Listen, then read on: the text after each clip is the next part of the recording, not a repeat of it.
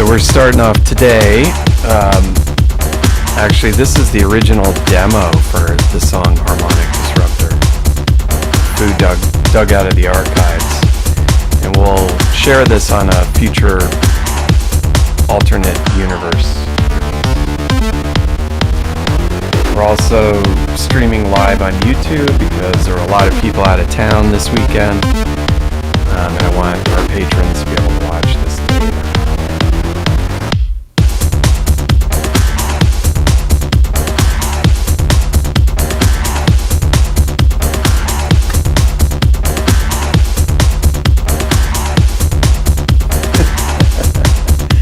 Ryan's old license plate for Harmonic Disruptor.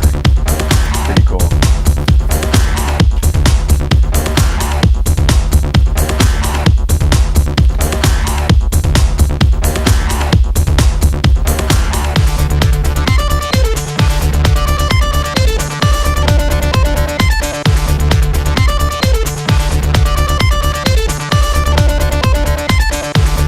It's pretty funny.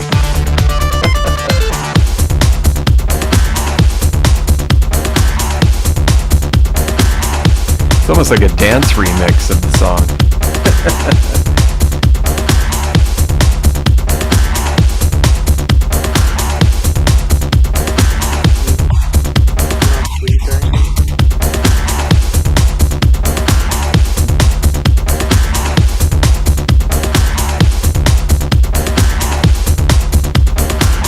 I think it should work now.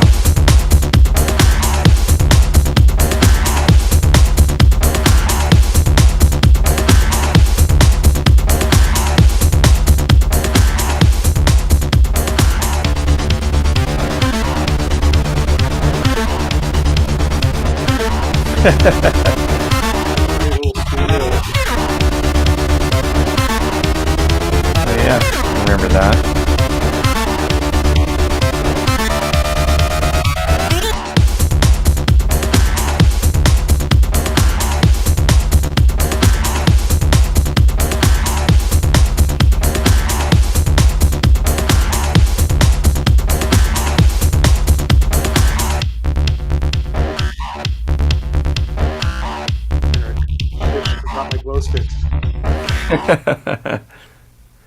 Cool.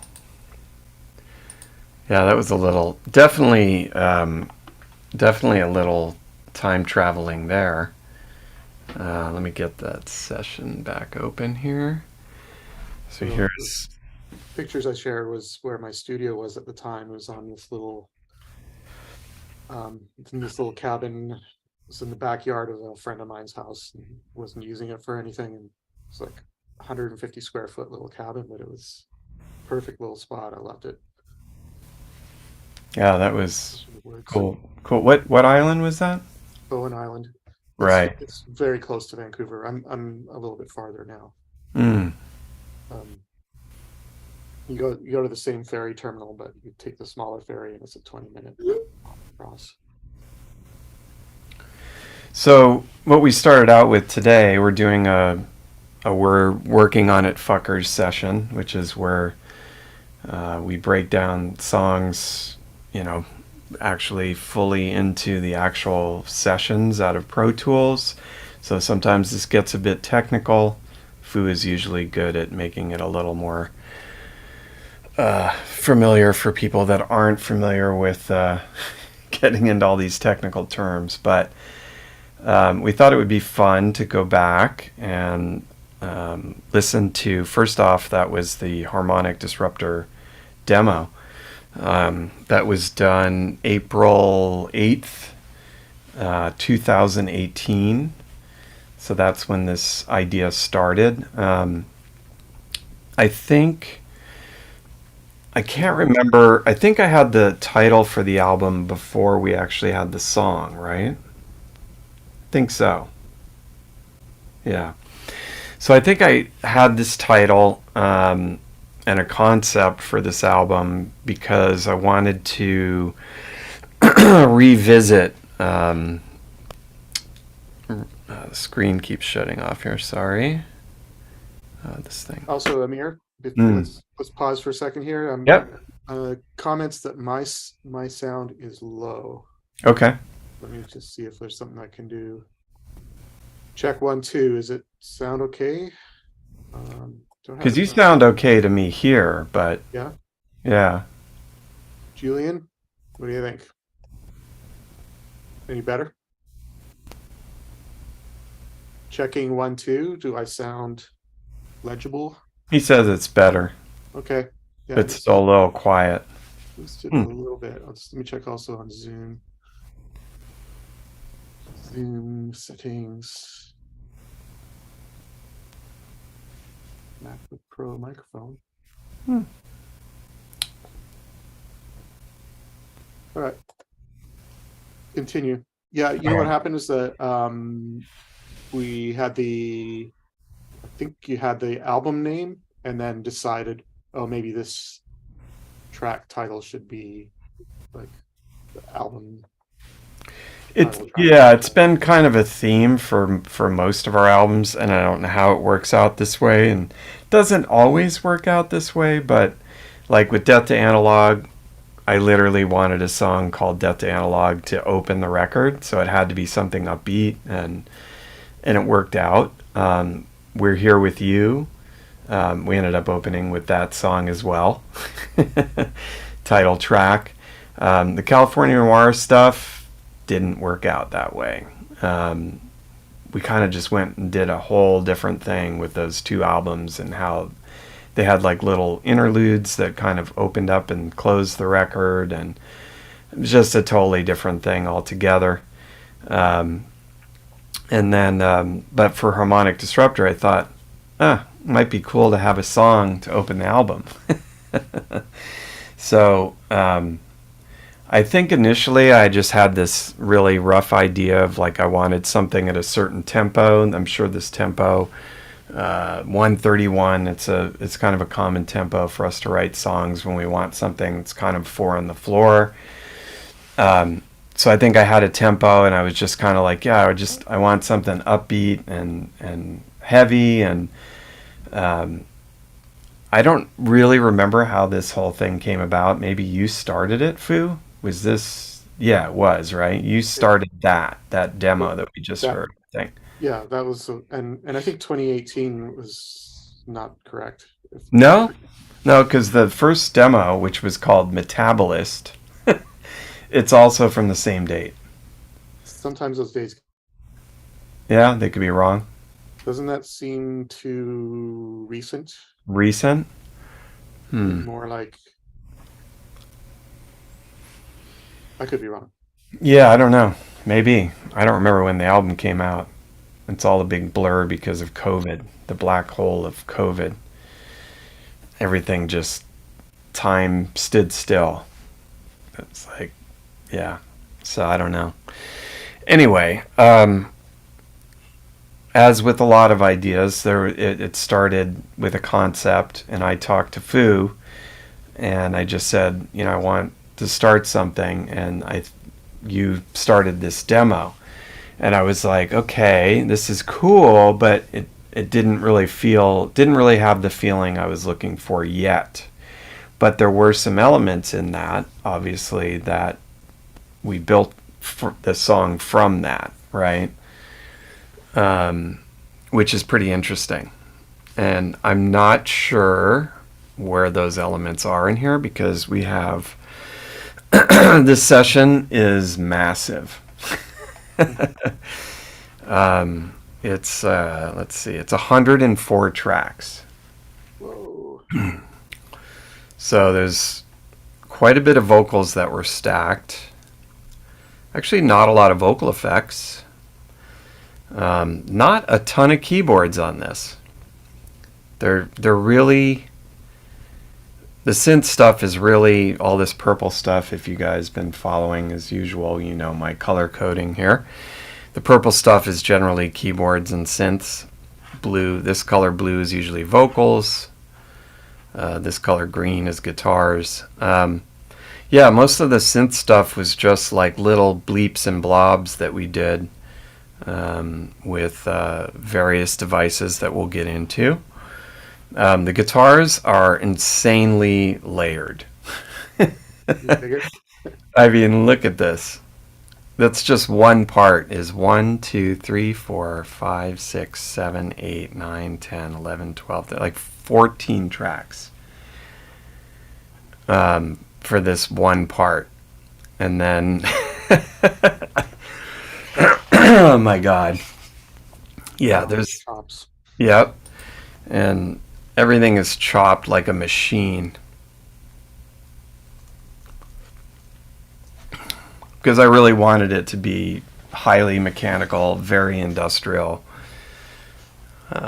So yes, everything's chopped like crazy. A lot of guitar tracks, which we'll get into. Quite a few bass tracks as well. Also looking very insanely chopped for tightness. When we get to that, I saw something interesting. It was like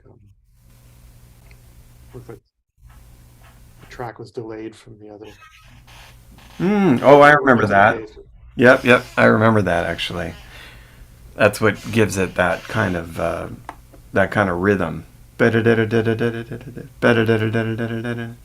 think that might have been a carryover from that original demo. And then there's a couple little loop things here, it looks like. Where do we start? Start with those loops. Okay. All right, so let's see. Let's see what this first loop is here. Hopefully the volume's... I am an expert.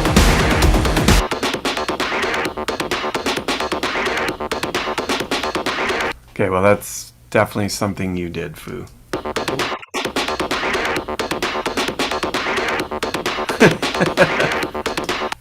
So that's like one of the first little breaky bits. I am an expert. For this condition. Interesting. Yeah, I don't know where that came from, but that sounds like a Fu thing. And then we've got this filtery break in the bridge. Hopefully you guys can hear that. Let me turn it up. It's a very noisy...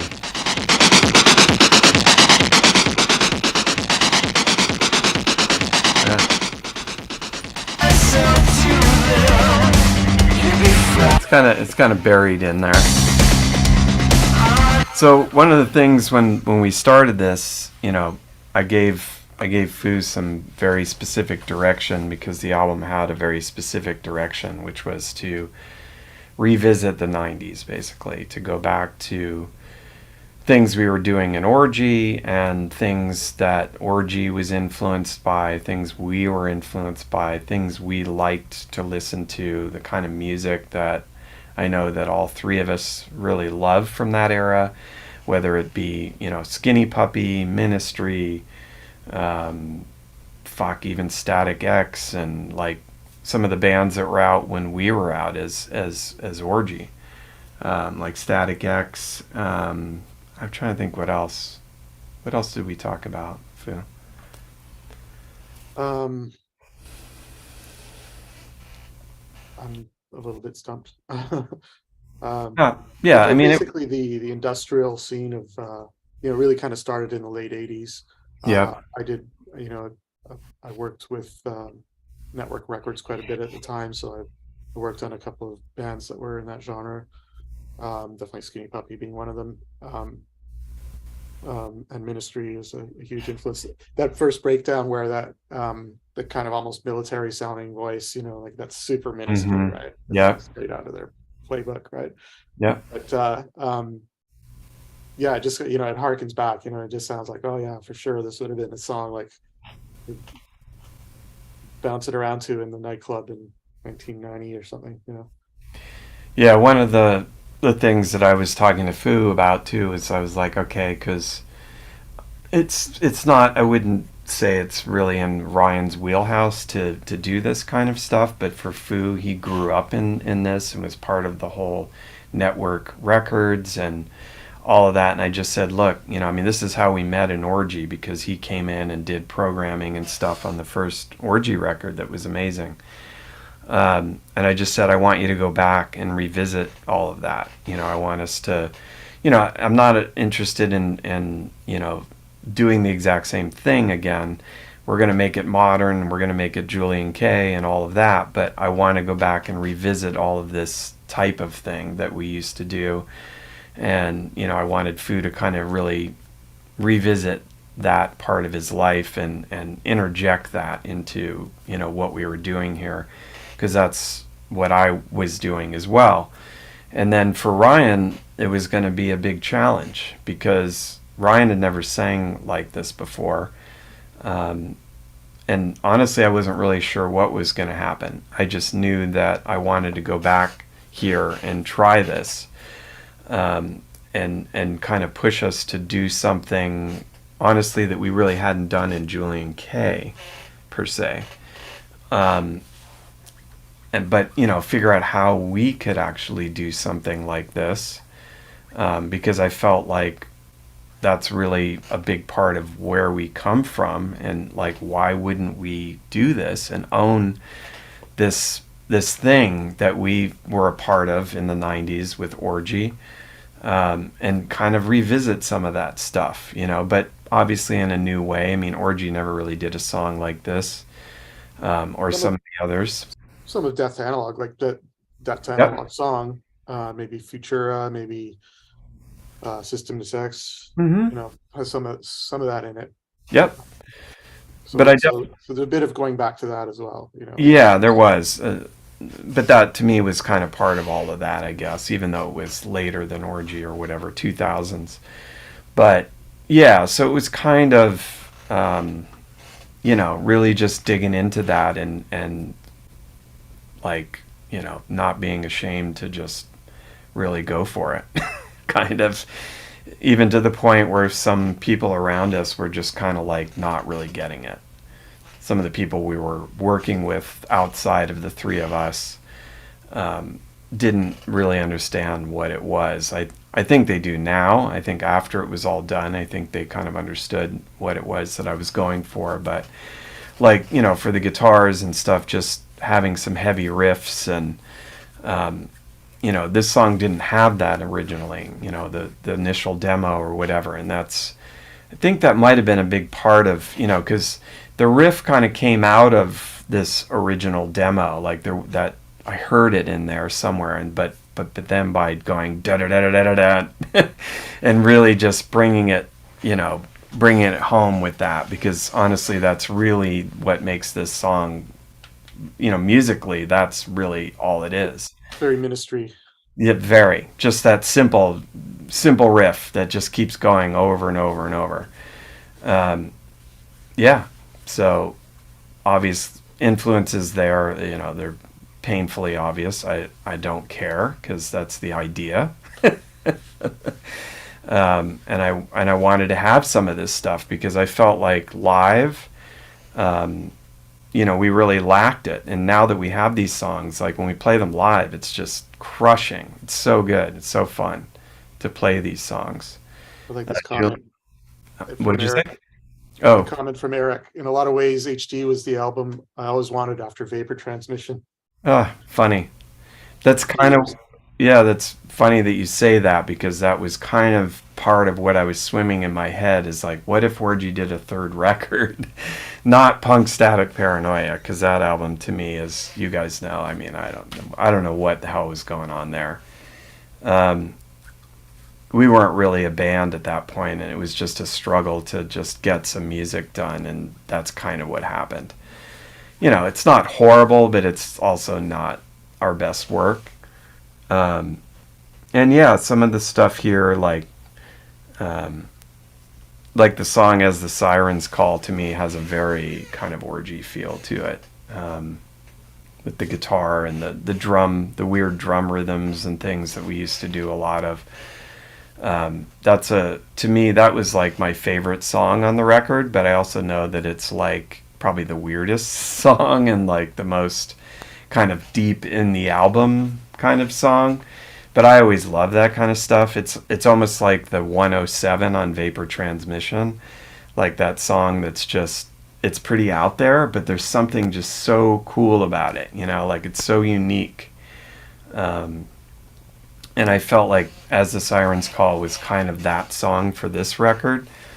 And then, you know, some of the other songs were definitely geared to be more commercial or whatever. And we did some cool collabs on the album too, but this one was pure Ryan, Fu, and Amir. And sometimes that magic trifecta, you know, we just have a thing, you know.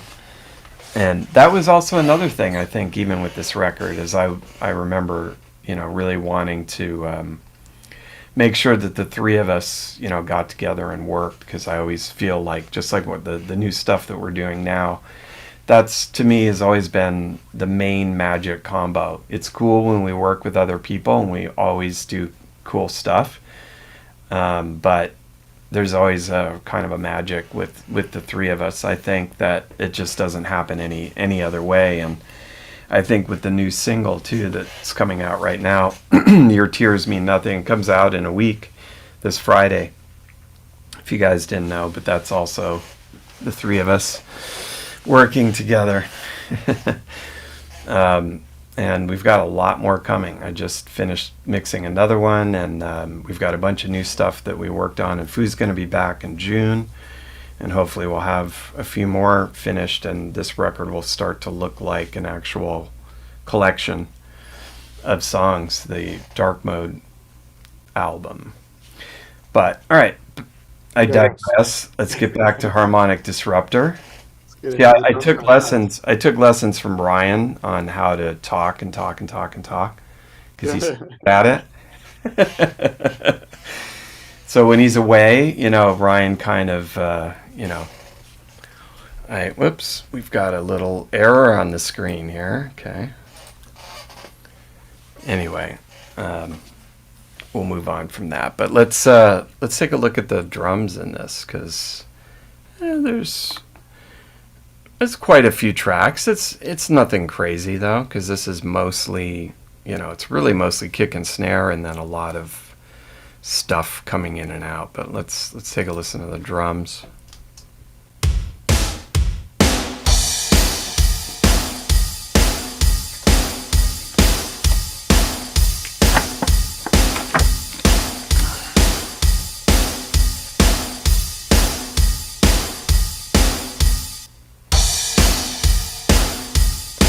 So yeah, I mean, the drums it's pretty straightforward.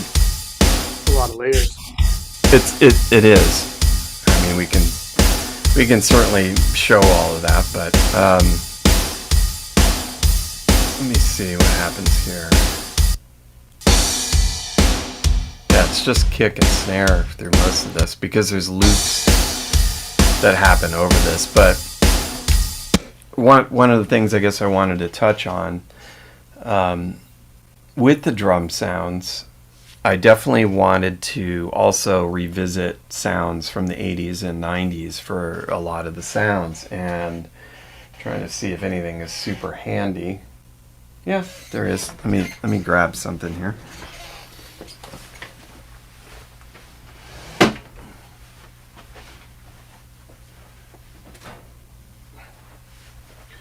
For example, not that this was used on everything, but, you know, like vintage drum machines like this old Kauai. We actually got a lot of sounds out of this for this whole album. Some of these old drum machines are not super expensive, but I love the sounds of them, and I also love to just play them. You know, I love being able to finger drum and, you know, find ideas and parts on drum machines. It's just inspiring to me. This back. So I know there's probably some more of them lying around here somewhere, but I don't know where they are. So we went through and actually, you know, sampled some of these drum machines. Some of them were used live. You know, we just played parts in or whatever. A lot of times that's how at least for me, that's how I come up with drum parts and overdubs and all that kind of stuff, because this is all programmed. There's no live drumming on this. So a lot of times the song's just playing and I hear little things and I'm playing around and I find, sounds or little patterns and I'll record them. But we also have them sampled.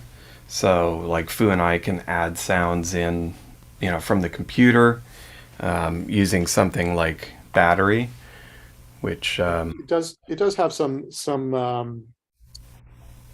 sort of some nods to sort of a drummer playing it in a way, right? With the hi-hat. Yep. I bet you the hi-hat, doesn't play when the cymbal plays or something, right? Like, oh yeah, no, I know we kind of both go through like and we go through a lot of times and tweak it to feel like a drummer's really playing, and even just having cymbals. Yep, true. Is a sort of nod to a live drummer. But then, yep. Like that's sort of what our thing has been for almost the whole history of the band is sort of it translates to live, with programming those kind of things into the programmed drums translates to live, where a live drummer plays those parts, cymbals, obviously. Yep. Hi-hats. So, yeah, I mean, there's like multiple levels of kicks here. So that's definitely out of a drum machine. Very 80s, 90s industrial kind of kick sound there. So there's that one. We've got this one going as well. Just got a nice deep thud to it. But then we've got an Ableton kick here. Let's see what that is. Oh, it's got like a little, it sounds very electronic. There's that almost kind of cue sound again. And then we've got a sampled kick here, which is a very ambient kind of sample.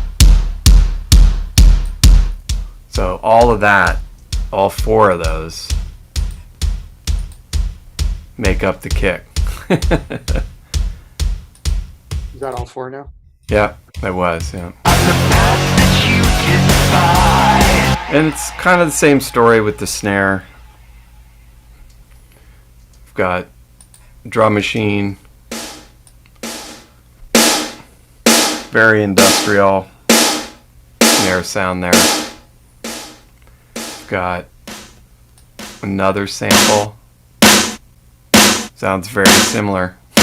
That is actually, I believe, is from an actual album.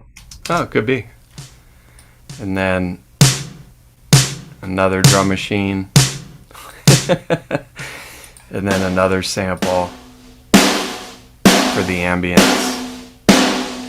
And some nice ring. And that actually makes it sound, kind of gives it more of a live sound, I guess. And then you put them all together. That's all four of them together. It's got a nice metallic, kind of aggressive. I mean, I in some ways, there is a metal aspect to this too. Like I definitely wanted to touch a little on that, and I feel like the bands in the '90s, not being so so specific to being industrial, but of course Ministry and Nine Inch Nails, and I mean the guitars are really heavy. It's metal basically. They're like metal guitars, from like heavy metal basically. So even the drums to some degree, there's almost like an element of like Metallica or something in it, that I definitely wanted to hear. And it's like when all the guitars and everything get in there, you definitely get that feeling. It's industrial, but it's also kind of metal. And I think that's why like these songs fit on those like industrial metal playlists that that they've gotten on, which is cool. And the funny thing is like the bass guitar, not the bass synths and stuff, but like the bass guitar is really kind of in the background. Like it's not about that really. It's really about the guitars and the drums and the vocals, and the bass just kind of, kind of just fills it in. And that's very Metallica-like. But it's also Ministry too. I mean, Ministry songs, with exception, like, what's that one? They did a cover. I think it's called like Lay Lady Lay. That's like a later cover. It's bass. It's really cool. I love that too, though. But this song, that was not the vibe. So it's really, I mean, yeah, the drums are pretty straightforward through this. It's just like open hi-hat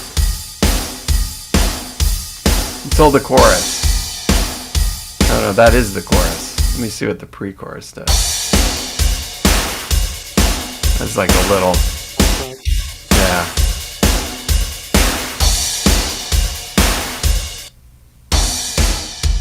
Yeah, so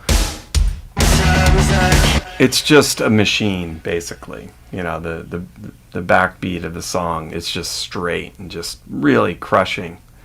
Simple. Stuff that drummers hate to do, by the way.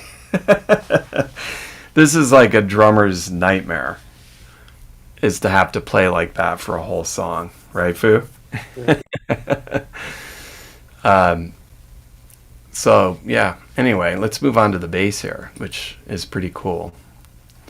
So, I don't know if this is going to play the bass synth and the bass. I think it probably will. Might have to isolate that, but yeah.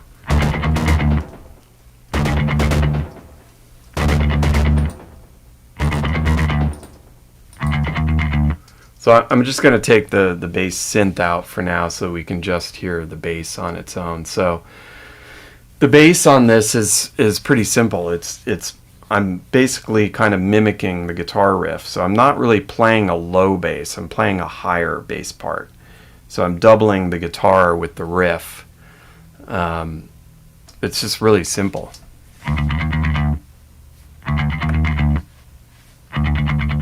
Just a... That's it.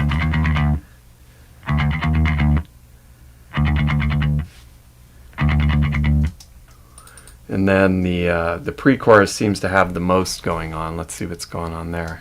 Okay. Then it becomes a real bass part.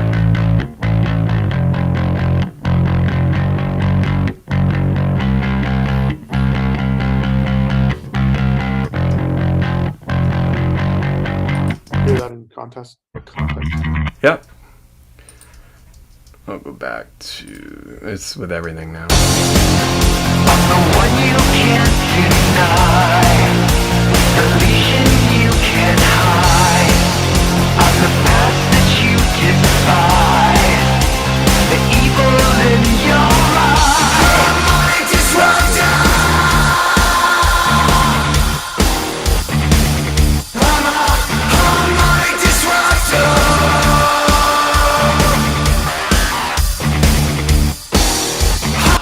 And you can notice I don't accent those chords that the guitars do. I don't accent that with the bass. I left the bass out on those parts, so that those chords just kind of hit you in the face. Bah. You remember what bass that was? I'm pretty sure it was the Yamaha. It's actually, it says that. It says the BB 2024, which is right here. I'll show it to you.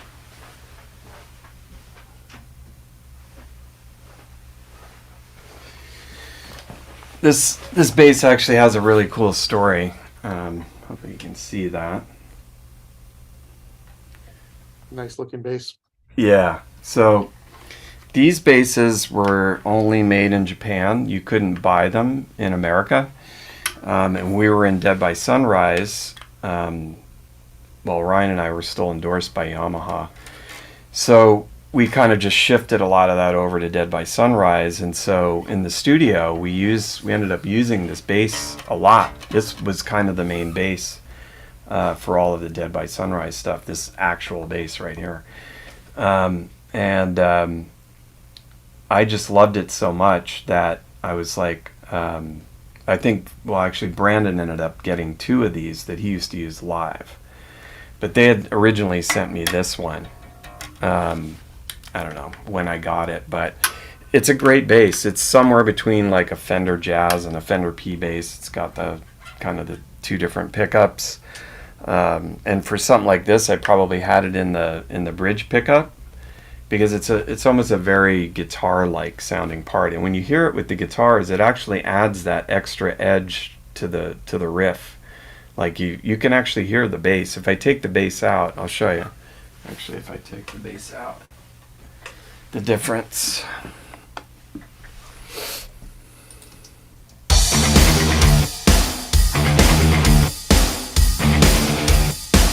Okay, so I just took the bass out now. So, you know, you can hear the riff pretty good. But when you add that high bass in, it just fills it in like perfectly. But you hear the attack of it too, the bass, the pick.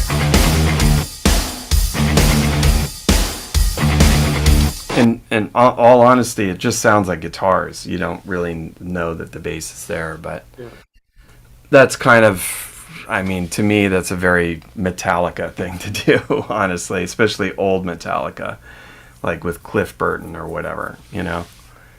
It's pretty cool. But then, of course, in the pre-chorus, I'm actually playing a rhythm.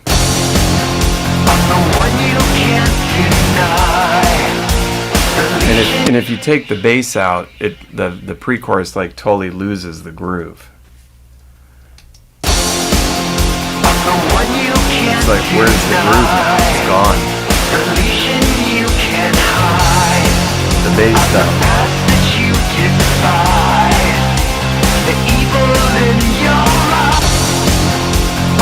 Yeah, so it's subtle, but it makes a big difference. You know, a lot of this stuff, this is the case, you know. Now let's bring in, I'm going to actually mute the real bass for now. Oh wow, I actually used the copper phone on the bass too. That's an interesting microphone. I don't know yeah, I don't know where that is. I'd like to show you guys, but it's like a radio. It's like a little radio mic. I guess I used it. Looking. Yeah, I used it on the bass there. It was one of the layers. It's not in the drawer, just down. I don't know where he moved everything, so. Oh, okay. Let's get into the synth bass here, which is really cool. So this was something that we did. That's some of this. Well, no, actually, it says Dark Energy, which is at my house. So the DFAM and the Dark Energy. The DFAM is made by Moog, and it's basically like it's supposed to be like a super aggressive drum synthesizer, but it's a synthesizer, so it doesn't necessarily have to make drum sounds. You can kind of make, you know, percussive sounds or even bass sounds, or they don't even need, they could be high bleepy sounds or whatever. EFAM stands for drummer from another mother. Yep, it's a little box. It's about this big. It's really awesome, and I tried it out right around the time we were getting ready to start this record, and I, you know, called up Moog, and I'm like, look, I have to have this like right now, because this is the sound that needs to be on this record. This is what I've been looking for, and we actually used it quite a bit on this song. It's used on some of the other songs too. I don't remember where, but I know we used it quite a bit on this. And it looks like my DE, which I believe is my Dark Energy, is also a small little synthesizer module. It looks like we used that as well to create this, but there's like little delay elements to this. This is what you were talking about, Fu, where the bass is kind of, it's got a rhythm to it because of the delays. So let's just listen to it first on its own.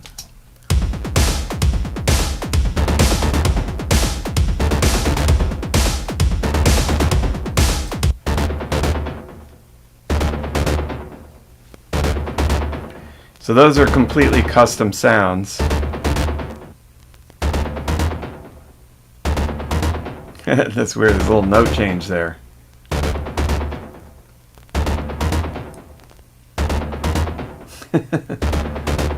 Subtle.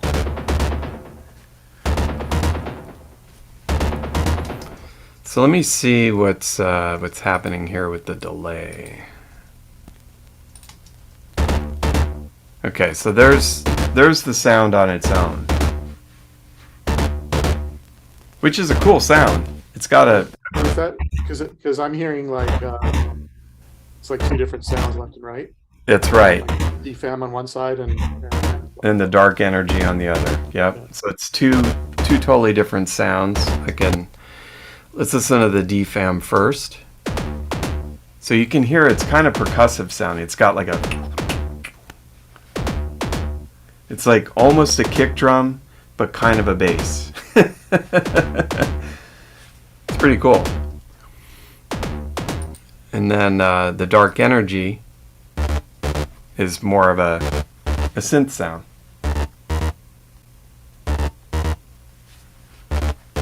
And then you put them together and pan them. And you get something pretty cool. But is the delay just on the left, on the... It's on both. Oh, it is? Okay. Yeah, the delay, it looks like... interesting, yeah, the way that I have it panned. So one of the delays is hard left, and one of them is up the center.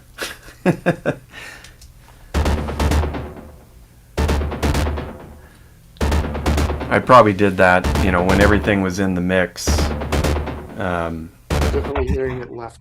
Yep, and I probably did that on purpose for whatever reason. Maybe because the hat was on the other side and I wanted it to play off the other thing or whatever. But let's hear it in context now. Let's see.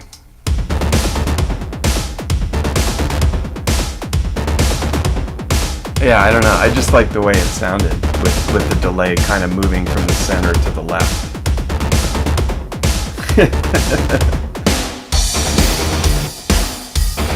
So you kind of lose it though, like once the guitars kick in, it just kind of becomes a bit of this part of the rhythm, but it's not like the main part anymore.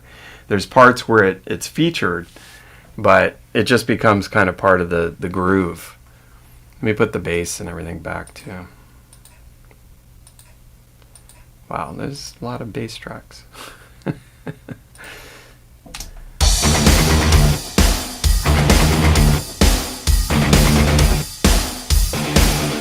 So if you take, what'd you say? Is that synth bass gone now? Well, I just took all the bass out because I kind of wanted to hear what it sounded like without all of those elements in there. But it sounds pretty stiff. And then you bring everything back in. You got a groove.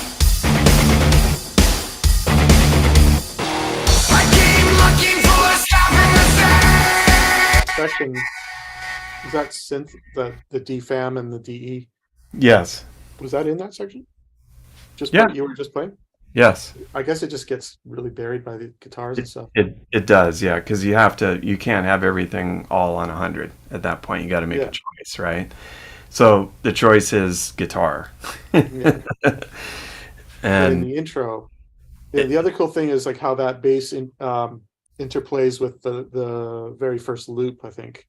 Mm-hmm. Is that correct? Like, because there's a bit of the delays of the bass kind of morph into what the loop is doing just in that intro before the guitars. Yeah, so that's kind of a bit farther down when we get into the synth stuff, but there's there's a DFAM loop here. This, which again, it's like when I heard this thing, I'm like, yep, that's the sound.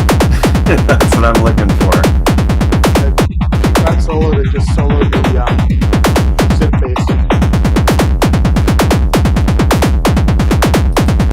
Whoop, shit. Sorry. Give me a second here. I'm soloing the wrong things.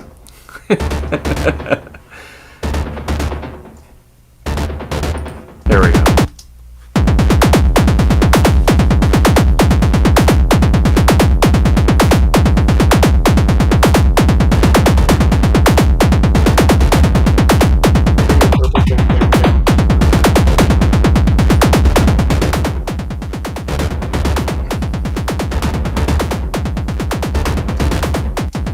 So basically all of those things are kind of, playing nice together in the beginning. So I take the defam out, you're back to stiffness.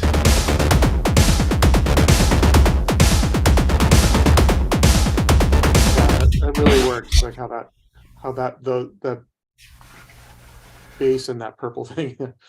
I mean, really, that probably belongs in the blue tracks, right? Yeah, probably. Yeah. It's hard though. That's what I was saying. Is like especially with the defam, it's like, is it a drum? Is it a bass? Is it a synth? It's like, so some of it, depending on when we were mixing or whatever, some of it I moved to certain places for certain reasons. These little defam, you can see these little purple blocks here that step down. Each one of these is like a different little thing. These were all just little improvs that were done and then chopped in. They're all pretty similar, but there's something different about each of them.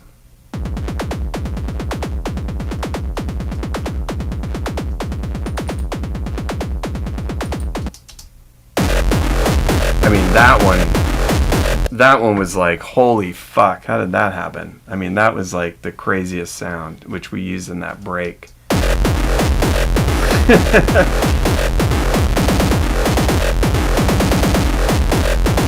I mean, that's really cool. That seems like it was chopped up though. There's definitely some pre-work to that. That didn't just come out that way, but we'll get more into that. Let me get past the guitars now. So let's see here. So yeah, so the guitars, let's see, we've got a few, looks like we've got two different auxiliaries here. So the main riff part of the guitar has its own auxiliary, it looks like here, which is the main riff.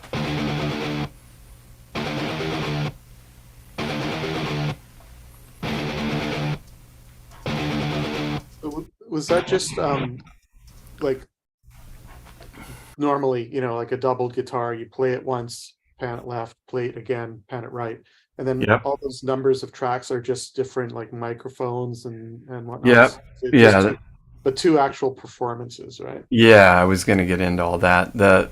So this is, one of my tricks or whatever. A lot of people layer guitars and they do multiple performances that they layer on top of each other. And yes, we do that too. And yes, you can do that. But what I do, and I find in a lot of ways is better, and I've been doing this probably more so since, really getting more into Pro Tools and the power that we have with Pro Tools, is taking those two guitar performances and just changing the sounds many times and many times. So it's the same performance, but it's built with all these different layers of tones. And the reasoning for that, one reason for me that I think works so well is that, like, phase-wise, I know we always talk about phase and polarity and all this, it's very technical and blah, blah, blah. But you're using the same guitar performance, so you're sort of eliminating, all of these problems that if you're doing it with another guitar in the looseness of that guitar and whatever that sound is and that mic and blah, blah, blah, blah, blah, blah, blah. Or to put it is like you have 131 beats per minute and you're playing 16th notes. Da-da-da-da-da-da. So, and you're playing a string with a piece of plastic, right? So like, for that, like if you did more overdubs, it would just mush into nothing, right? Nothing discernible, right? But potentially. I mean, a really good guitar player can get that really tight, but do you know any? Yeah, well, you're a good. You could get that tight. Oh, I'm allowed, right? Because Ryan isn't. Ryan has his pluses and minuses, and I have my pluses and minuses. That's how I wasn't even got their thing. to throw any throw anybody under the bus. not at all. But that's a good point of what you're saying, especially for something so percussive, so kind of quick. It's not super fast, but it's kind of quick. You're using the same performance, but you're building the tone off of that one performance instead of trying to layer a bunch of them together, which then does get a little blurry sounding. Now, if the guitars are doing something different, like, one guitar is playing digga digga digga digga, and then the other one's just playing power chords, that's different because that's doing something completely different. But building a sound out of something like that, so percussive, I prefer to do it this way. And I know it's probably hard to see all of this, but if you look over here to the left, you can see that I'm trying to see where the initial, let's see, 1, 2, 3, 4. So there's four tracks per guitar part. So there's 2 guitar parts, one left and one right. And then there's 3 separate overdub, not overdub, wrong word, reamp tracks, better word, with different sounds. So it looks like to me, I have a plug-in as part of the sound, and then there's an amp, and it looks like it's a Bogner. It's probably that beast of a Bogner that I have, the Uberschall. It's like a 150 watt amp. The thing is just, I don't know how it doesn't blow the cabinet to pieces, because it's possibly one of the most powerful amps that I've ever had for guitar. It's just ridiculous. And it was perfect for this. So it looks like the Bogner was mic'd with 2 mics, a 57 and a Royer, which is I do that a lot. Yeah. And then it's exactly doubled. It's the same exact thing on the other side. And that's what creates this sound here. I would guess that once we had one good example of the pattern, that we just copied it everywhere. Probably, yeah. This is probably. Yeah. I don't even know. It's hard to look at here, but it could all be the one riff. It all just be the same guitar, literally like a sample. Da da da da da da da da da da da. Like when I got one that I really liked, I just used that through the whole thing to make it very machiney, which is also very late 80s, 90s kind of sampling, programming.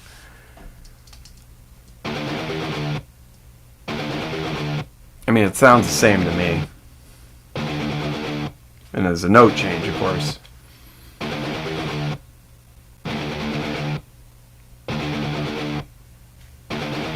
Yeah, so it's probably just 2 actual performances. And then we have what I call the stab guitar, which is the guitar that kind of jumps out.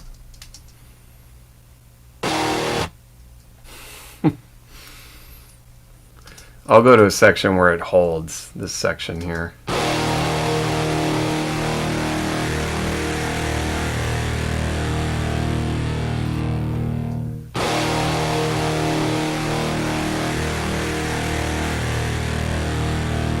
Wow, weird.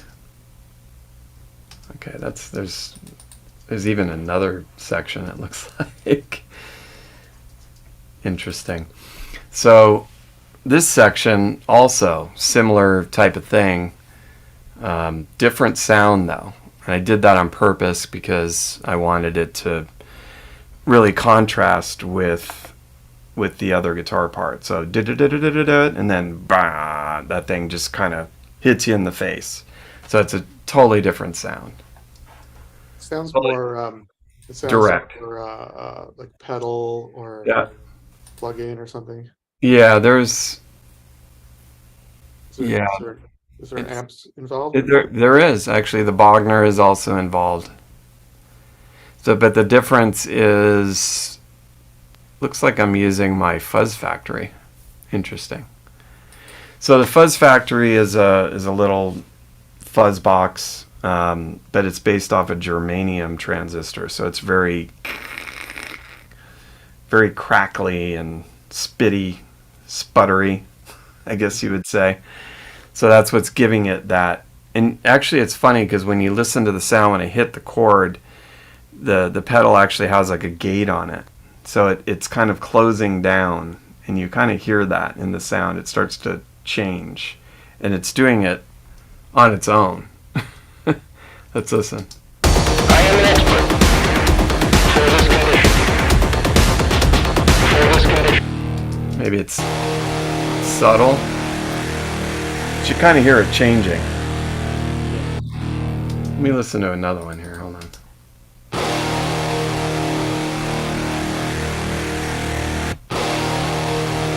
And I know at the end it's, let's see what it does.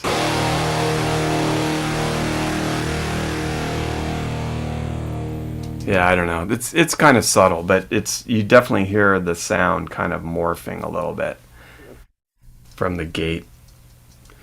But yeah, mainly I just wanted that guitar part to kind of jump out. Let me just solo that and the other guitar part here.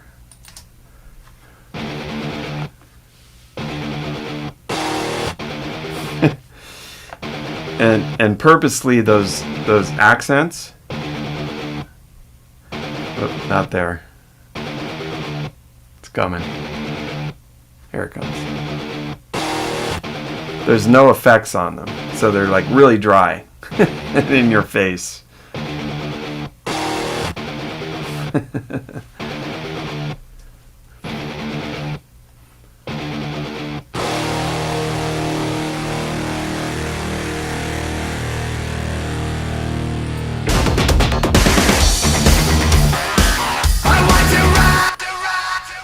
So there's actually another section of guitars which has possibly the most overdubs, or not overdubs, the most tracks of reamping I've probably ever done. I don't know, there's a lot on this part. I'm the one you can't deny, the lesion you can't hide, I'm the past that you despise. So this part's pretty interesting. Wow, there's a lot of tracks here. So this is kind of looks like it's layering of multiple guitar parts. There's some octave guitar parts, and then I think there's power chords as well, all layered together. Let's see, 1, 2, 3, 4, 5, 6, 7, 8, 9, 10, 11, 12, 13. Oh, Jesus. There's like 16 tracks or something just for this one part. Let's listen.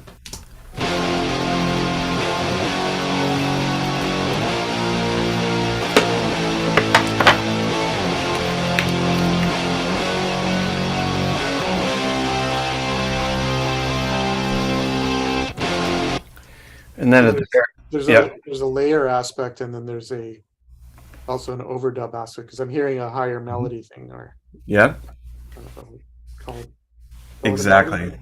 Yeah. Yeah. So it's this section. This section has power chords, and then there's high octaves that are playing on top of it, and then all the layers of the sounds of those parts. So even though there's each part has two parts, right? So there's the high octave on one side, the high octave on the other. So that's two guitar parts. Then there's a power chord here and a power chord here, and that's two more.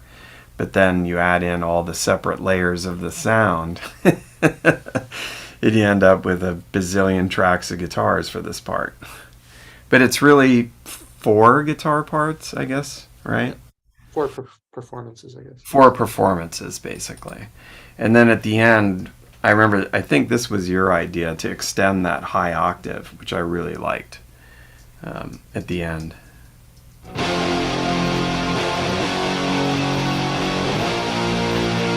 So it's kind of a guitar orchestra in this part.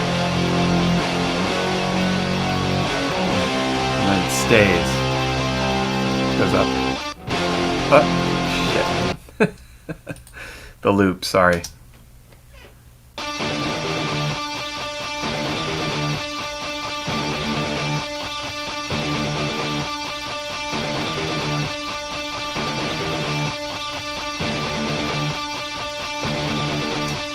Yeah, and I think Fu created that part, didn't you? Didn't you just like tune my guitar up and just did that? I I kind think of so. don't remember, but yeah, maybe. Because I don't think I played that. Hmm. I feel like it was just some accident or something that you did, and I was like, ooh, that's really cool. Like, I don't know. I don't remember playing that way. I mean, obviously I play it live that way now, but Let's just let's hear the full mix just going out of the thing into the part where that new sustain note is. yep. So here's all the guitar layers with everything else in now. The one you can't deny, the lesion you can't hide, I'm the path that you despise, the evil in your mind. Harmonic disruptor. I'm a harmonic disruptor.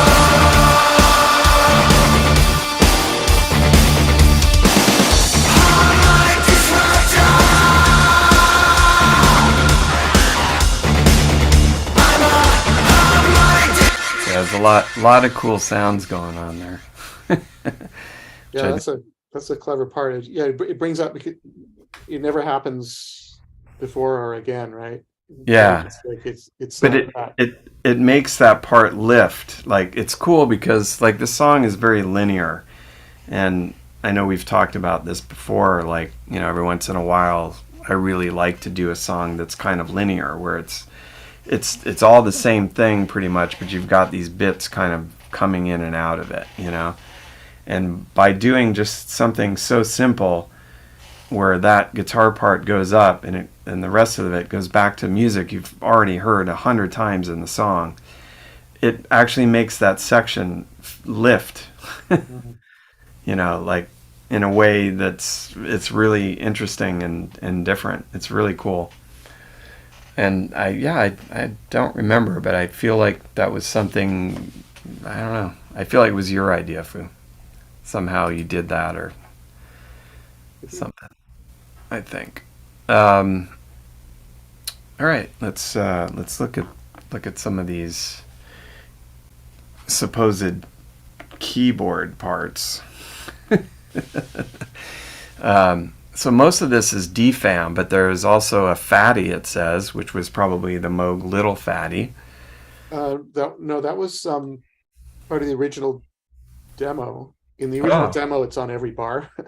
Is that Oh, let's hear. Hold on. And so if it would be my sub fatty over here. Oh, okay. Oh, That was in the original demo. right. That's Every what it bar. was. Yep. Let me. Why is it not playing? There's a delay on it. Let me see. Oh, it's the same thing. Right. Cool. So that was the sub fatty. More sparse than the original demo. It was like every bar. Yeah. 2, 3, 4, 2. Yeah, so it looks like it's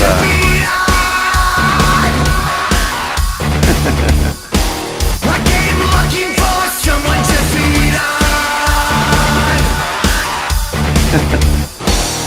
I am an expert for this condition. For this condition. I want to rap. yeah, it's only in the song 1, 2, 5, 6, 8, 10, 12, like 14 times. Versus being in the original demo, I guess it just kind of went through the whole song. So we kind of went through some of these DFAM things already. So there's that one. I am an expert. Basically, the DFAM kind of goes behind all of these little breaks. Some kind of bias. psychosocial. I hated them.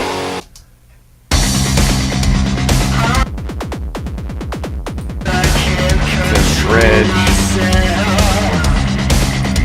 And again, each one of these was like a little improv piece that we chopped out and then just found places to put these. One of our it's a method, I guess, to get parts and ideas. Sometimes you make sure you hit record and you goof around with the knobs, and it's good because you're recording it, so you have it. The downside is going through that later and finding out where the magic was. Yeah. It's like it's a slog sometimes, to listen through for like, oh, that little magic moment right there, so it's like the good thing is that you're recording. The bad thing is you have to now listen to the whole thing. So I'm talking sometimes like 10-15 minute goofing around with the knobs, and it's like, yeah, there was something back at 7 minutes. I thought it was pretty cool, and you're like going back trying to find it and stuff, but that's definitely a thing we do. I'm just answering a question here.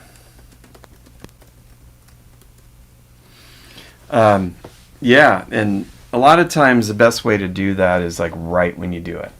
So like when we lay it down, a lot of times I'll just sit in here and just go and find all those best pieces right away and kind of mark them at least, so that maybe we don't know where they're going to go, but we know that like we got to use this, we got to use that. Like these parts are really cool.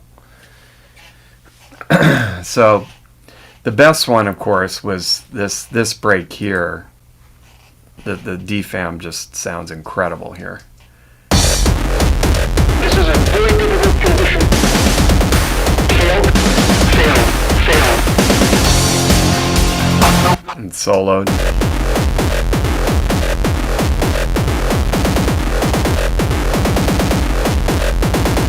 So it's like part drum machine and part just super aggressive synthesizer happening there.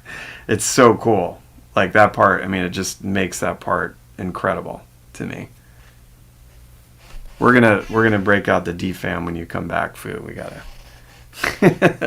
Yeah, we got this new sync box for it, because it only accepts analog, like Euro-rack type style sync. It has no MIDI or anything to hook it up. Here, I'll show you a picture of it. Yeah.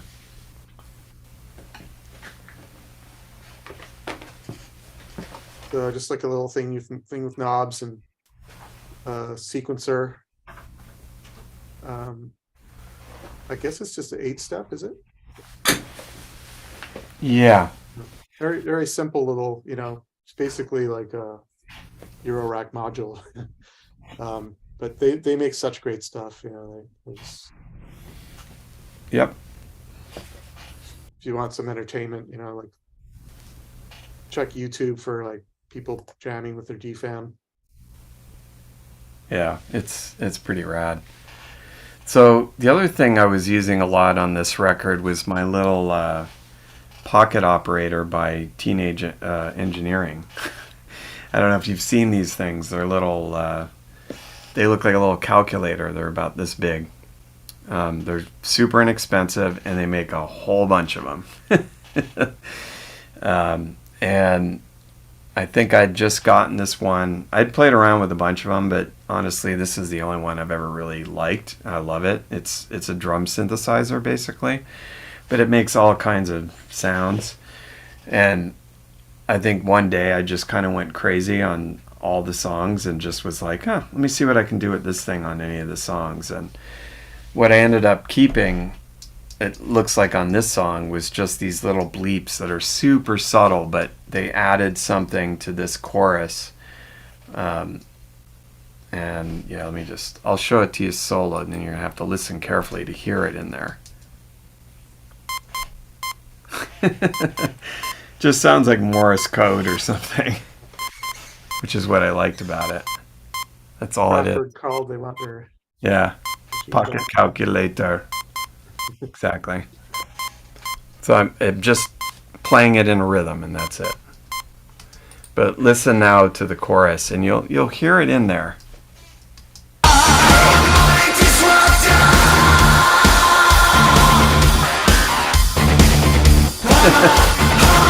Very subtle.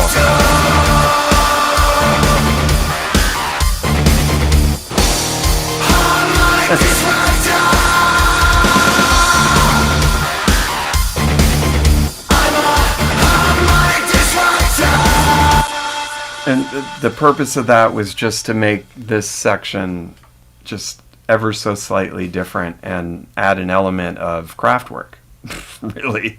I mean, it just, I don't know what it is, but for me, I guess it's just sort of, you know, there's a lot of the sound of these types of songs is always like samples and radio and like talking and computer noise and whatever. And to me, it was just kind of like the sound of a computer processing or Morse code or somebody trying to send a signal, you know, just some stupid thing, but it worked. At least for me. And then I guess it comes back here at the end.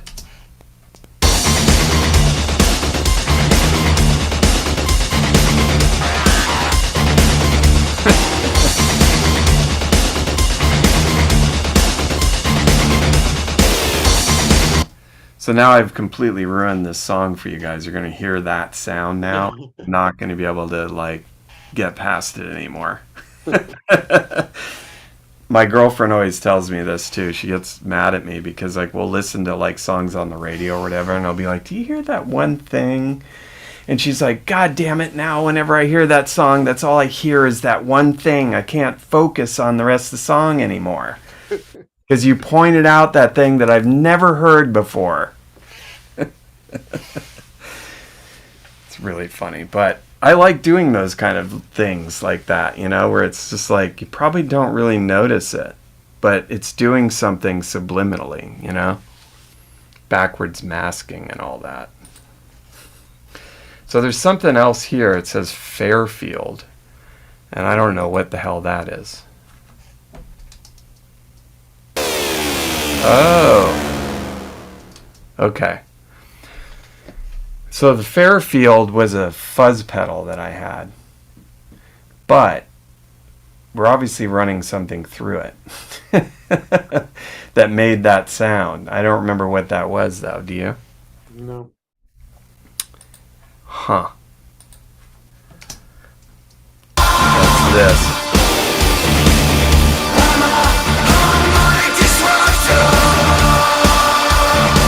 It only happens twice in the song, apparently. In here.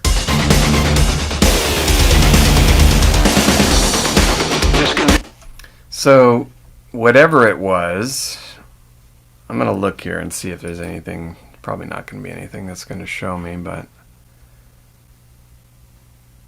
Fairfield. Wow, it has a lot of other stuff on it too, but it just says Fairfield. Huh, I don't know what that is.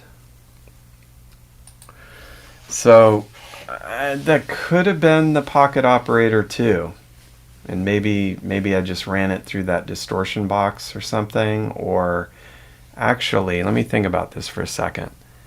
I may have reamped that. It may have been a sound that I was kind of like, yeah, that sounds cool, but it needs something. And when I was mixing, I probably reamped it through a guitar pedal. That's what happened. But what made that sound? I don't know. I'm not sure. Could have been the pocket operator, could have been anything. God, I don't know. So anyway, it only happens twice.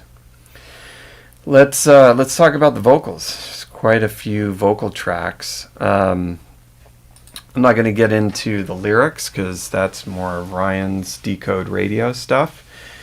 You guys have to tune in when Ryan does a Decode Radio. I don't think we've done Decode on Harmonic Disruptor, have we? Don't think so. I have a feeling we haven't. No. So he'll have to do a Decode Radio on that, and you can talk about all the what the meaning is behind this and the story, because I'm sure there's a good one. this was done before he was sober. So there's definitely some anger going on here. I know what part of this is about, and that's an easy thing to divulge because we've talked about it many times, and that is a lot of the idea of this record was to channel Chester, and it was also about our grieving of Chester and I guess our anger about him being gone, and anger and sadness and all of that. And I know for Ryan, as well as myself, I think we felt like we wanted to do a record that we knew that Chester would like. That we could almost imagine him singing the old Make Chester Proud kind of thing. I think he would have loved this song. I think he probably would have wanted to sing it. And he probably would have done an amazing job. I think we would have snuck him on it one way or another. And that was the thing with the vocals on this, because, you know, we did all this music and it was kind of like, well, what the hell are the vocals going to sound like? You know, are we going to do our usual kind of melodic choruses, or what's going to happen? You know, honestly, I don't think we really knew, and we kind of just dropped this thing on Ryan to kind of figure it out, and he kind of figured it out, which was, you know, pretty awesome, because I don't think any of us really thought that Ryan could sing like this. But once he was pushed, and the inspiration behind it, and all the things that Chester had taught him, because Chester had given Ryan a lot of really good tips on, you know, how to sing every night, and how to sing, and how he sang, and like his process, and how to do some of these things. And I also think that Ryan, over time, of course, now being in edema and stuff, you know, he kind of needed to learn how to do those types of vocals. And this was kind of the first process of that. And I don't remember what part he did first, honestly.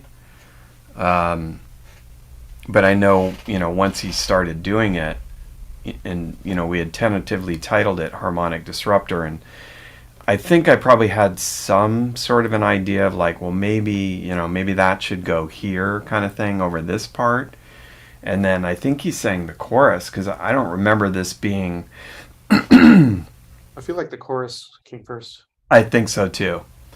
And I think it was because we had the idea of the title and all of that, and I just said, I think this, you know, you would sing it over this part. I don't know what you're going to sing, but I think it's Harmonic Disruptor. And yeah, and I think he came up with this chorus, and I was like, holy shit, this is awesome. This is perfect. I don't think it was something that we had to go over a bunch of times. I think he just got it the first shot, right? It was one of those times. Yeah.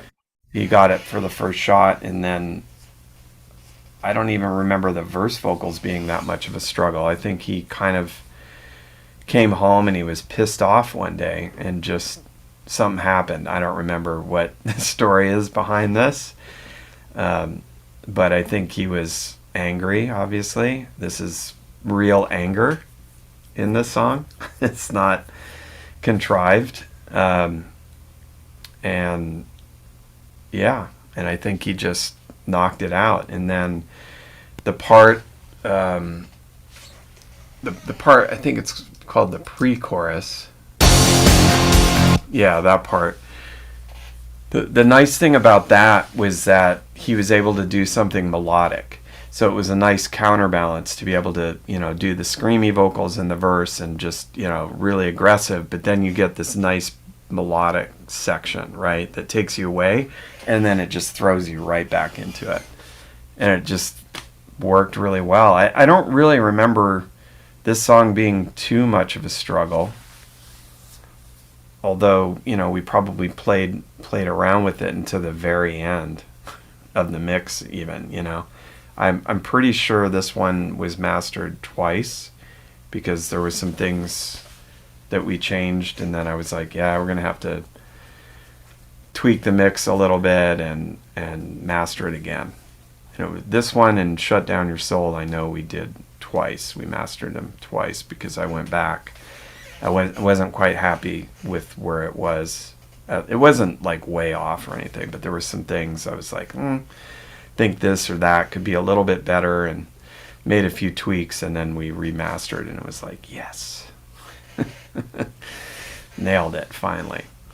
But like with anything with these albums for us and the songs, when we're really trying something different, it's hard. It's like we kind of have to keep plugging away at it. Like even this latest song that we just dropped, it took me a while to really settle on this first one,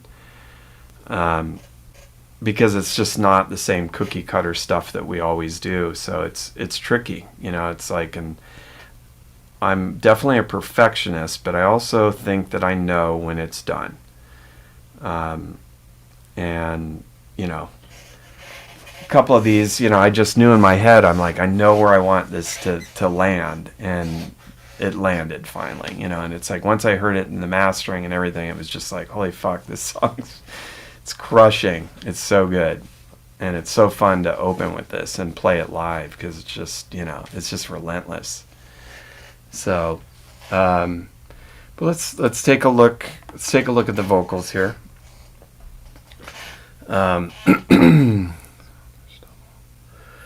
Yeah, it's just two vocals in the verse. I came looking for a slap in the face. I came looking for a certain disgrace. Yeah, so it's just, it's just a double. It's a main vocal and a double. I came looking for a slap in the face. What was that third track? It's I effects. came looking for a certain disgrace. Gives it that kind of skinny puppy I sound. came looking for someone to beat on. I came looking for someone to feed on. So obviously there's some, distortion going on. Looks like we use the Trash by Isotope. That's sort of the, I guess, my go-to for the most aggressive distortion for vocals. Looks like, I guess that's all it was. Trying to think. I kind of, it's weird. I thought maybe we would have used the bullet mic or something, but I guess not. I don't know what mic that is. Oh, it looks like, I guess it was probably this mic. But just with distortion. I mean, there's not really a whole lot going on, so he's just screaming into the mic. I do. And then the pre-chorus. Oh, the pre-chorus has the bullet. I thought that we used the bullet. Okay. I'm the one you can't deny. The lesion you can't hide. So that we used the little Shure bullet mic, which a lot of people use for harmonica and things like that, but it's just a great way to kind of make a vocal sound like a radio, like it's on the radio or something, and I think, maybe, I don't know, I don't think we tried it in the verse. I think a lot of times my initial thought, I go with my instinct, and a lot of times my initial thought is like, yeah, maybe we should try this part. It's melodic, but let's try it with the bullet mic. That way it's not too much of a juxtaposition to the other parts of the song. Because if this part was so pretty with no distortion, then it doesn't really fit together, right? So by using the bullet mic, it kind of blends the two parts better. Even though it's melodic, it's kind of a pretty part in a way. The bullet mic makes it all crunchy and radios it a bit. So it's probably why we did that. I'm the one you can't deny, the lesion you can't hide. I'm the past Yeah, that you that's it. despise, the evil in your eye. So we have quite a few mics that are like lo-fi mics that I like to use, the Bullet, and then there's a couple Placid Audio mics. One is this Copperphone microphone that I talked about. Maybe you can pull it up, pull up a picture. It's Placid Audio Copperphone, and then also the Placid Audio RU80, and that mic's really cool. It's actually made from Russian carbon microphone capsules. They're military capsules. And it really has a really crunchy sound. And so I have like these 3 mics that I use for different things. And it just gives you like a cool effect, because like this mic is a very big and open sounding, beautiful mic. And so that's the Copperphone. You've probably seen us use this. Actually, it's in one of our videos, 1 or 2 of the videos. Actually, Ryan is holding it. And then the RU80 is the other one, Fu, if you want to pull that up. Also, And they're Placid Audio. These are like effect mics. And sometimes I like to just commit to a sound, and like just go for a sound right away. Because it gives the singer a vibe too, and it'll make them sing a certain way. By the way, none of these microphones I'm showing you are super expensive either. I mean, the Placid Audios might be a few $100. I'm not sure, $200 or $300, but the Bullet mic you can get for like $100 or something. So, super fun. Did you find the RU80? yeah. Let's just show them that real quick. It looks just like a shorter microphone, right? Yep. That's it. So it's a little stubbier. And that one, like I said, actually has a vintage Russian military carbon mic element. And you can actually move it around and hear the carbon in it. Like it's like a shaker. It's like the weirdest thing. And that one has all 3 of them kind of have a different sound, and those are kind of like my go-tos for that, like effects kind of vocals or whatever. So yeah, anyway, so this one was done on the Bullet for that reason, specifically to kind of blend the 2 parts together. I'm the one you can't deny. So you can tell it sounds a little scrunched. And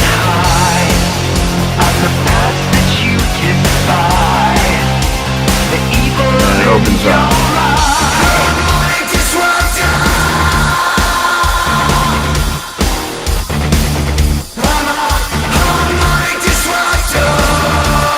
So that's back on this mic, but again with distortion. So it sounds big and full, but distorted. And yeah, so a lot of thought went into how the vocals were put down, and chorus looks like there's more layers. I did something here in the mix.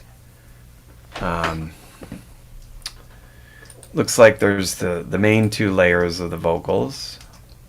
Let me get to the chorus.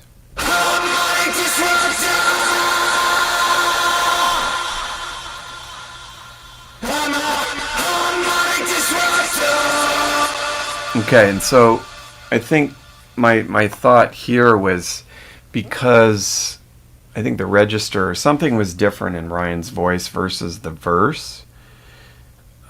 He's kind of a bit lower. So in the chorus, I felt that just those 2 tracks on their own like that sounded a little bit thin to me. And I wanted to fill it in a little more. So what I did is I literally just duplicated those tracks. But without the distortion. So it's the same vocal performance. Everything's the same, except the distortion is off. So what I'm essentially doing is doing sort of almost a 50-50 mix. So you've got the 2 tracks with the distortion, and then you've got the 2 tracks now added in. It's the same vocal performance added in, but without the distortion. So you get a little bit of fullness.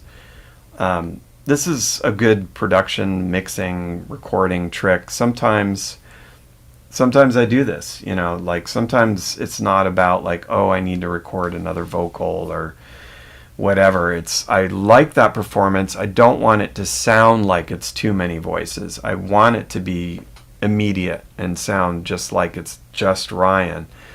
But I wanted it to be a little fuller, and that's what I did. So when you add them, it may just be psychological or something, but you also could have just used the mix on the distortion, the wet dry mix on the distortion. yes, But bringing it in its own track and on its own kind of thing, I think you have a finer control than just the wet dry mix of the distortion. you do, and that's the thing too. It's like sometimes because the way the audio file is affecting that plugin, right? Think of that plugin like it's a distortion box, because that's what it is. So the harder you hit that, or the harder, depending on the adjustments and things, it is going to sound different versus, blending, taking the distortion down a little and letting some of the real vocals in versus leaving that full on and then just bringing in those dry vocals with it. It sounds different. And sometimes, in general, on any effect, sometimes I do that.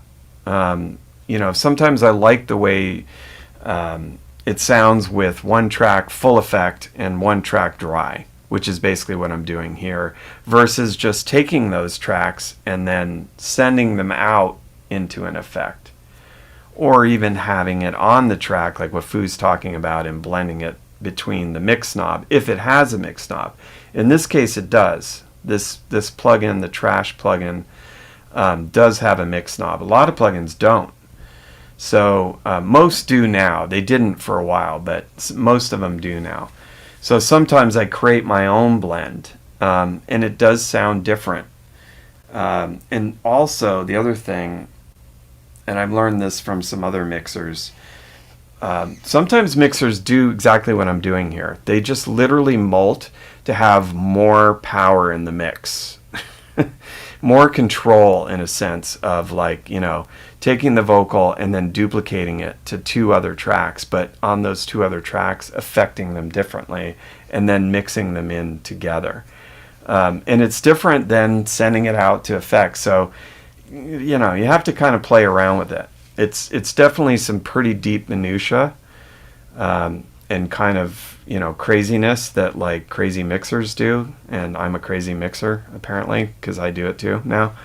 But I've A/B'd it, and sometimes there's just something better about this way versus the other way. And sometimes it doesn't matter, and then you just don't bother. But in this case, it made this chorus sound better to me. So I just went with it, and here's what it sounds like with the non-distorted added in. HARMONIC DISRUPTOR! Without. HARMONIC DISRUPTOR! So it's subtle. Back in. HARMONIC But you can hear a little bit more weight to his vocal. But it sounds natural. It doesn't sound weird. It just sounds natural. And that's all I wanted. I just wanted a little more, because he's in a higher register than he was in the verse. So I kind of wanted to add back in that little bit of thickness to his vocal for the chorus, because this is, the hook. So. The evil in your mind. HARMONIC DISRUPTOR!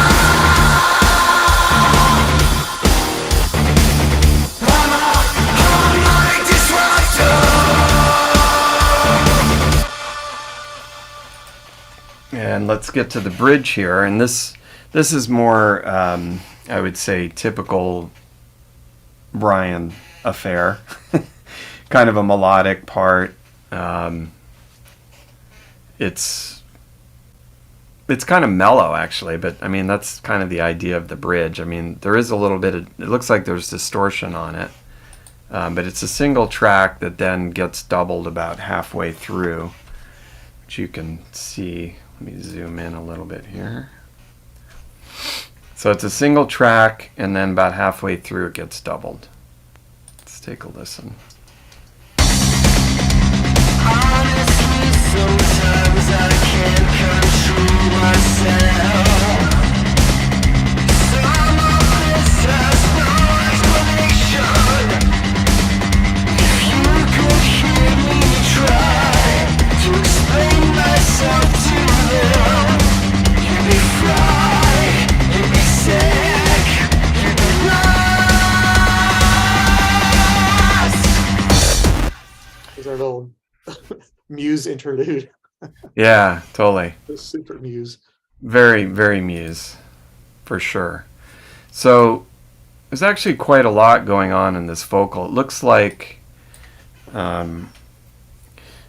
we actually left this old compressor on here, which I'm guessing is pretty slammed.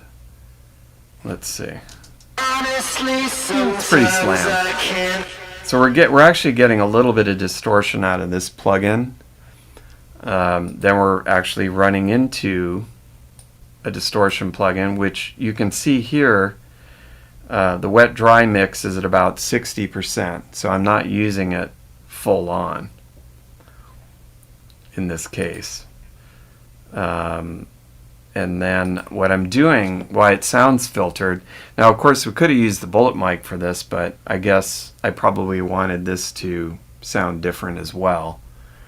What I'm doing here is I'm actually filtering using the filter section on this Neve EQ here. I'm cutting everything below 360 hertz and everything above 10,000 hertz. So it's not fully filtered, but it's pretty filtered. And then I'm adding a little bit of 1.6 kilohertz, which is right in the mid-range of the vocals. So I'm kind of turning it into a radio mic in a sense. And then on top of that, 300 high passes. That's there's a lot of information you're cutting out. yep, Bottom end there. yep. And then I'm also adding some more distortion here on this EQ. So it ends up sounding very radio-like. Honestly, sometimes I can't control myself. Some of this has no explanation. If you could hear me try, So it's pretty distorted. There's a high harmony here. you could hear me try to explain myself to them. You'd be fried, you'd be sick, you'd be lost. That's an interesting part because he's singing falsetto. He starts out falsetto, but in that last part, he actually transitions from falsetto to his full voice. And sometimes these like parts like this where it's like it's just falsetto, voice, but it made this part sound really cool, and it's a very Ryan thing to do for sure. If you could hear me try to explain myself to them, you'd be fried, you'd be sick, you'd be lost. This is a very difficult condition. Fail. So I'm not going to divulge where I got these voices from because that has to remain a secret. I don't But know, or what? do I even know? I don't No, know. you don't. Because I created that part. So, like Fu was saying from the very beginning, I did want to revisit that sort of 80s, 90s thing of Ministry and, I don't know, Front 242 and all these bands where they would use sampled vocals from TV or wherever the hell they got them, I don't know. But they would use these things or public domain, you know, like George Bush talking, right? Things out of the public domain, which is obviously, you know, where this came from as well. Oh well, back then though, they didn't really clear, you know, because there was a lot of Full Metal Jacket and all those things. Totally. That one got used a lot. Yeah, definitely, like, you know, copyright and movie parts, but we used to just, you know, they used to just grab them, use them. Yep. And I mean, it's not that much different now, but of course, if you have a hit song and you take stuff from a Stanley Kubrick film, yeah, you're probably going to get in trouble. You're going to have to pay for it. But back then, it was kind of the Wild West, you know, and hip hop and a lot of music, they were just, it was total Wild West until it wasn't. Until the Beastie Boys put out Paul's Boutique, and everything changed after that. Yeah. And luckily, I've been friends with the Dust Brothers for many years, and I used to use them as my go-to to ask them, like, you know, what do you think about this?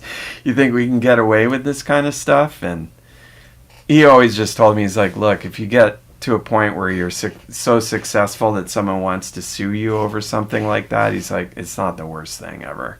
Just pay him off. You know, you've kind of won already anyway. But anyway, you know, a lot of these things, I think we find things in a lot of our songs where I just find something, you know, and I found this and I found it, you know, it was interesting that some of the things that this guy was saying were, you know, kind of relevant to what I was thinking about in the song. Unfortunately, two of the plugins here don't work at Ryan's house, so we're not really hearing all of the effects, but you still get the idea of what's going on. I am an expert for this condition. For this condition. So he says, I'm an expert for this condition. If you can't tell, that's what he's saying. And then this is a whole different kind of violence. He says, this is a whole different kind of violence. This is a whole different kind of violence. Psychosocial. I hated them.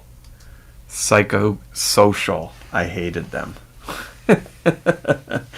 Some pretty crazy stuff. It's funny, like when I hear this solo, like the beginning, it almost sounds like Obama. Like, listen to this right here. It almost sounds like Obama. I am an expert. Right? I am an expert. You pointed out, now you for this condition. Yeah. For this condition. For this condition. But it's not him, obviously, because he's not an expert at anything. Just kidding. Let's hear some of these others. This is a very difficult condition. Failed. It's a very difficult condition. Failed. And then what's at the end here? This condition. This condition. This condition. This condition, right. Yeah. I hated them. Violent kids. Oh, violent kids. I hated them. He says violent kids. That one's kind of hard to make out. It just, I don't know, it just seemed to fit. This condition. This condition. I hated them. Violent kids. I hated them. Pretty cool. Good luck figuring out where I got that. We should do like 20 questions. Is the person who spoke that in jail currently? No. No. He's an expert on the condition, though, whatever he is. All right. Well, I think we covered a lot of ground here. I don't know if anybody has any questions. Damon's not here today because he would have a question, I know. But I don't see him. it was really awesome sharing this with you guys. No questions, huh? Everybody's nodding their head. Guess everybody, oh, cool. Chris said he enjoyed it a lot. So the one thing I always forget to do is at the end of these sessions, you guys can unmute yourself and you can say bye or whatever it is that you can be like, fuck you. No, don't do that. Anyway, it's Mother's Day tomorrow. We're going to be doing some celebrating for that with my mom, and I hope some of you can do that with your moms. And have a great rest of the weekend. Thank you for being here. As always, thank you for your support. Anybody who watched on YouTube today, these are kind of things that we do every weekend.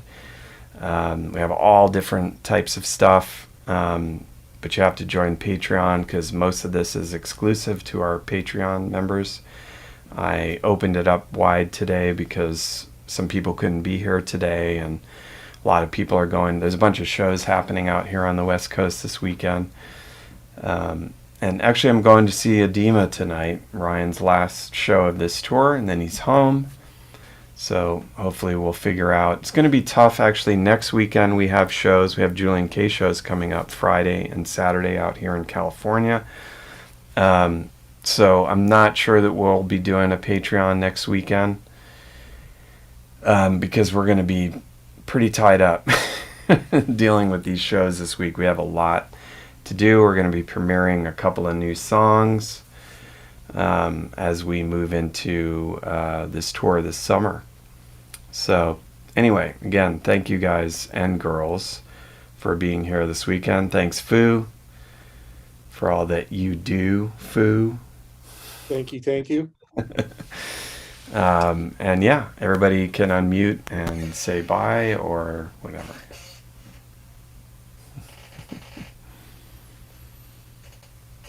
And no one's unmuting because they're all scared. Bye. Hi, Rob.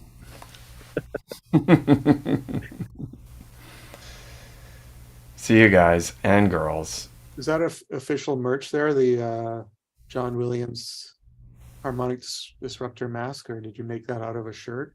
Where do you see that? In the chat, there's a picture. Oh, I didn't see that. Harmonic Disruptor. Oh, shit. Oh, looks like he must have made that. That's awesome, man. We need that. We needed that. We need another pandemic. So No, we don't. Let's not. Wow, that's really cool, John. I made 3 different face masks. One from We're Here With You, so it's got the hands over the face. Oh, sick. And then another one for Nightlife at Neon, so it's just the California glow on black. That's really awesome. But of the 3, that one's my favorite because it's my Harmonic Disruptor. Yeah, that's awesome. All right. Thanks for sharing that. All right. Have a good weekend. Great to see everybody. We'll check back as soon as we know what we're going to be doing next. Hopefully we'll see some of you at these shows this weekend. Take care.